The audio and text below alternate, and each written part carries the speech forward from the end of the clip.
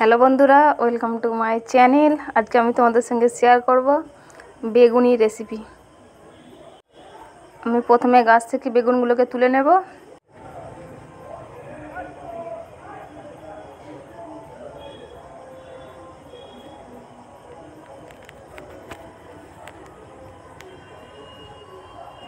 এরপরে বেগুনগুলোকে সাইজ করে কেটে নেব। বেগুনগুলোকে আমি এখানে লম্বাভাবে কাটবো।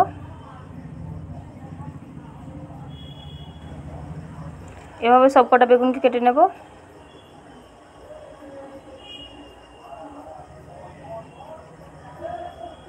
তারপরে ভালো করে জল দিয়ে ধুয়ে নেব। এখানে বেগুনি তৈরির জন্য আমি তেলটাকে গরম করতে দিয়েছি। এরপর আস্তে আস্তে ব্যাটারটাকে গুলে নেব।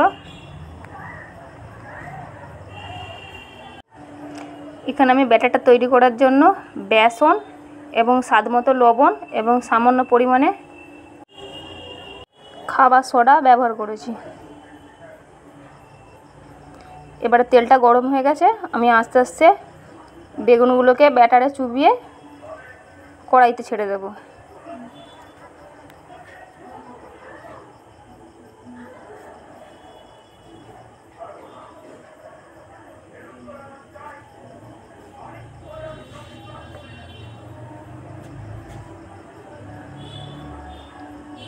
এবারে এক পিঠটা হয়ে আসার পর আমি ভালো করে উল্টে দেব। এভাবে আমি দু পিঠটা উল্টে বেগুনিগুলোকে তুলে নেব। এভাবে আমি সবকটা বেগুনিকে ভেজে নেব। ভিডিওটা ভালো লাগলে লাইক করবেন, কমেন্ট করবেন এবং শেয়ার করবেন। এভাবে আপনারা বিকেলে নাস্তা হিসেবে গরম মুচমুচে বেগুনি ভেজে নিতে পারবেন।